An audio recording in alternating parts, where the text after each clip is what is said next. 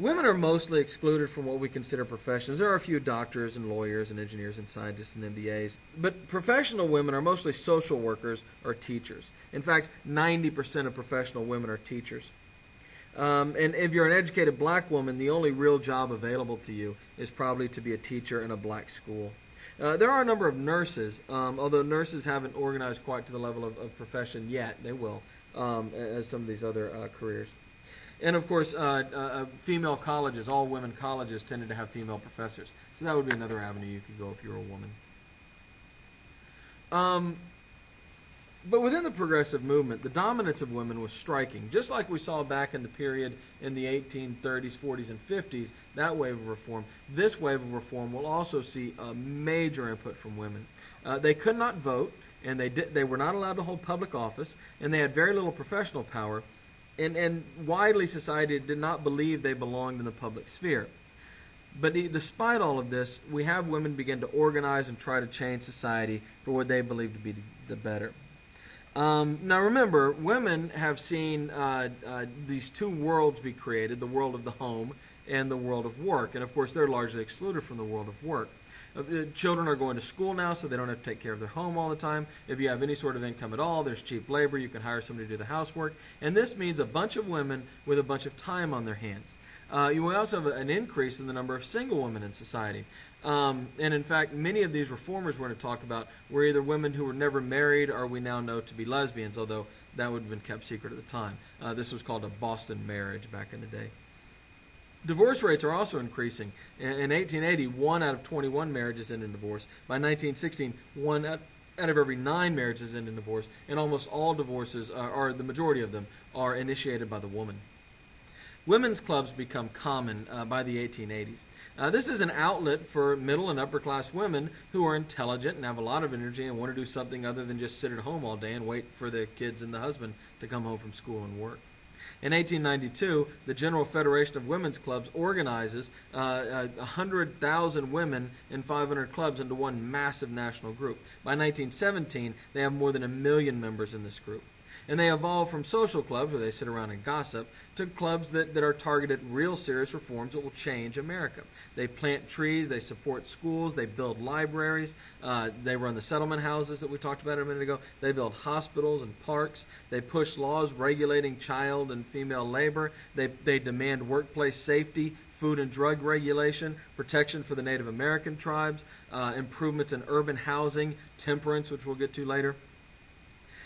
They also got states to pass laws providing mother's pensions for women who had been abandoned or widowed. Because if women weren't really allowed to work, they had no way to take care of themselves. In 1912, they get the government to create a children's bureau in the Labor Department to make sure kids are being treated fairly. In 1903, we see the Women's Trade Union League, which encourages union membership among women and organizes women and goes on strikes. They march, they raise money, they pay bail of other organizers who get arrested. Black women, unfortunately, are mostly excluded, but there is a National Association for Colored Women that campaigns against things like lynching and segregation. Unfortunately, that did not have as much success because black people still really don't have much political power in this country at this point. But we do see the beginnings of organization there as well. Of course, the great achievement of the women's movement is going to be women's suffrage. It seemed radical at the time. The women who supported suffrage rejected this idea of spheres because, of course, in the spheres argument, the woman's sphere was the home, and she was supposed to stay out of politics. That was part of the man's sphere. They argued that women had natural rights just like men, and among those rights were the right to participate in their government. There was an anti-suffrage movement, which had both men and women in it, who considered women voting a threat to the natural order of the universe. And they said that if women voted, we would see a spike in divorce, promiscuity, and children would be neglected as women became consumed with politics and were unable to take care of their own houses. Anna Howard Shaw and Carrie Chapman Catt organized the National American Women's Suffrage Association. It had 193,000 members by 1893, more than 2 million by 1917. They said women won't leave their sphere of the home. They would just bring spirituality and nurturing and a morality to politics that wasn't there with only men involved. It was also seen as a way to pass temperance. Many men, for various reasons we'll get into later, wanted to see alcohol banned, and they saw giving women the right to vote as something that would help their cause, and so they did gain male allies that way. There was also a great belief that if women were given the right to vote, we would never go to war again, because certainly no woman would ever vote for a politician who supported a war. Of course, it's also important to realize that Western states had already began giving women the right to vote. You see the map up there. Western states, who had a hard time attracting women to move out there because they were relatively uncivilized, figured that if they gave women the right to vote, maybe women would come. It didn't work, but it did get women the right to vote. In 1910, Washington State becomes the first new state in 14 years to give women the right to vote, and that's rapidly followed by California, Mississippi, Illinois, New York, and Michigan over the next 7 years. By 1919, 39 states at least have partial suffrage for women, if not complete suffrage for women. 15 of those have total suffrage for women.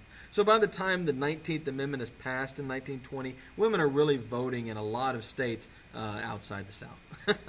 And a few northern states, of course, the South. Some militant feminists, like Alice Paul, say this isn't enough. They want an equal rights amendment. They want a 14th Amendment that applies to women, so it applies to gender and not just race.